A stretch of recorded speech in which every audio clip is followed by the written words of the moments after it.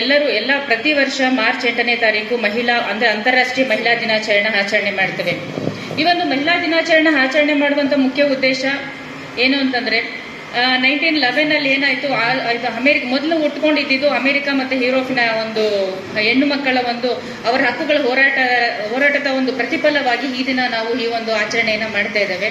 ಆ ಒಂದು ಮತದಾನ ಹಕ್ಕಿಗಾಗಿ ಹೋರಾಟ ನಡೆಸಿದಂತಹ ಮಹಿಳೆಯರ ಒಂದು ಈ ಒಂದು ಅಂತಾರಾಷ್ಟ್ರೀಯ ವಿಶ್ವಸಂಸ್ಥೆ ಈ ಒಂದು ಇದಕ್ಕೆ ಅಧಿಕೃತವಾಗಿ ಒಂದು ಘೋಷಣೆಯನ್ನ ಮಾಡಿತು. ಏನಂತಂದ್ರೆ ಪ್ರತಿ ವರ್ಷ ಮಾರ್ಚ್ 8ನೇ ತಾರೀಕು ಒಂದು ಅಂತಾರಾಷ್ಟ್ರೀಯ ಮಹಿಳಾ ದಿನಾಚರಣೆಯನ್ನು ಆಚರಣೆ ಮಾಡಿ ಅಂತ ಅಂಗೀಕರಣ ಮಾಡಲಾಯಿತು. ಅಂದಿನಿಂದ ಈ ಒಂದು ಆಚರಣೆಯನ್ನ ಮಾಡ್ತಾ ಇದ್ದೇವೆ.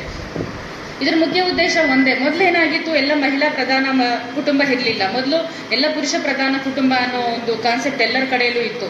ಈಗಲೂ ಅಷ್ಟೇನೆ ಕೆಲವು ಕಡೆ ನೋಡ್ತಿದ್ದೀವಿ, ಕೆಲವು ಕಡೆ ಮೊದಲೆಲ್ಲ ಹೇಳ್ತಿದ್ರು. ಆದ್ರೆ ಈಗ ಕಾಲ ಬದಲಾವಣೆ ಆಗ್ತಾ ಇದೆ.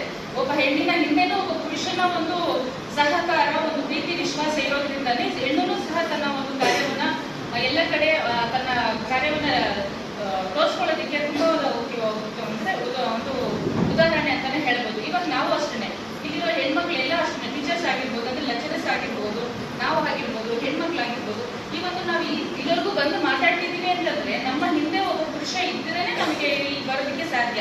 ಹಂಗಾಗಿ ನನ್ನ ಉದ್ದೇಶದಲ್ಲಿ ಏನು ಅಂತಂದ್ರೆ ಬರೀ ಮಹಿಳೆಯರೇ ಅಂತಲ್ಲ, ಮಹಿಳೆಯರು ಹೆಣ್ಣಿಗೆ ಅಂದ್ರೆ ಪುರುಷನಿಗಿಂತ ಮಹಿಳೆ ಹೆಚ್ಚು ಅಂತ ಹೇಳ್ತಾ ಇಲ್ಲ, ಮಹಿಳೆಯರು ಸಮಾನರು ಅಂತ ಹೇಳ್ತಾ ಇದ್ವಿ. ಹಾಗೆ ಮಹಿಳೆಗೆ ಈ ಒಂದು ಪುರುಷರ ಒಂದು ಬೆನ್ನಲ್ಲಿ ಬಿದ್ರೇನೆ ಮಹಿಳೆ ಮುಂದಕ್ಕೆ ಬರೋದಕ್ಕೆ ಸಾಧ್ಯ ಆಗುತ್ತೆ. ಒಂದು ಮನೆಯಲ್ಲೇ ಅಷ್ಟೇ, ಯಾವುದೋ ಒಂದು ಹೆಣ್ಣು ಸಾಧನೆ ಮಾಡ್ಬೇಕು ಅಂತಂದ್ರೆ ಅವ್ರ ತಂದೆಯವರು ಫೈನಾನ್ಷಿಯಲಿ ಮಾಡ್ಬೇಕಾಗುತ್ತೆ, ಇಲ್ಲ ಅವ್ರ ಬ್ರದರ್ ಒಂಥರ ಸಪೋರ್ಟಿವ್ ಆಗಿರ್ಬೇಕಾಗುತ್ತೆ, ಮಾರಲ್ ಸಪೋರ್ಟ್ ಇರ್ಬೇಕಾಗುತ್ತೆ.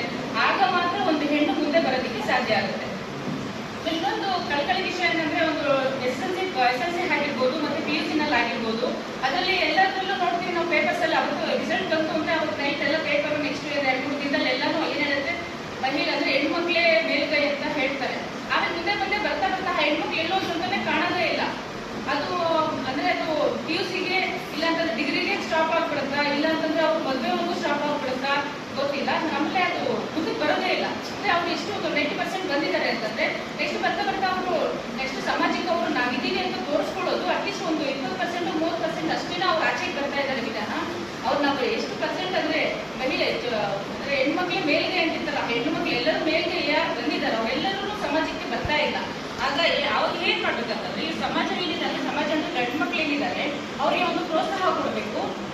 ಅವರು ಒಂದು ಇದಕ್ಕೆ ಅಂದ್ರೆ ಮುಂದೆ ಬರ್ತಿದ್ದಾರೆ ಅಂತಂದ್ರೆ ಒಂಥರ ನಮ್ಗೆ ಬೆಲ್ಲಲ್ಲಿ ನಾವಿದ್ದೀವಿ ಅಂತಂದಾಗೆ, ಮತ್ತೆ ಯಾರೋ ಅಷ್ಟೇ ಹೆಣ್ಮಕ್ಳಾಗಿ ಗಂಡು ಮಕ್ಳಾಗಿ ನಮ್ಗೆ ಯಾರೋ ಒಬ್ರು ಸಪೋರ್ಟ್ ಇದ್ದಾರೆ, ಯಾರೋ ಒಬ್ರು ಗುರುಗಳಿದ್ದಾರೆ, ಯಾರೋ ಒಬ್ರು ನಮಗೆ ಹಿತೈಷಿಗಳಿದ್ದಾರೆ ಅಂತಂದಾಗ ಮಾತ್ರ ನಾವು ಮುಂದೆ ಬರೋದಕ್ಕೆ ಸಾಧ್ಯ ಆಗುತ್ತೆ.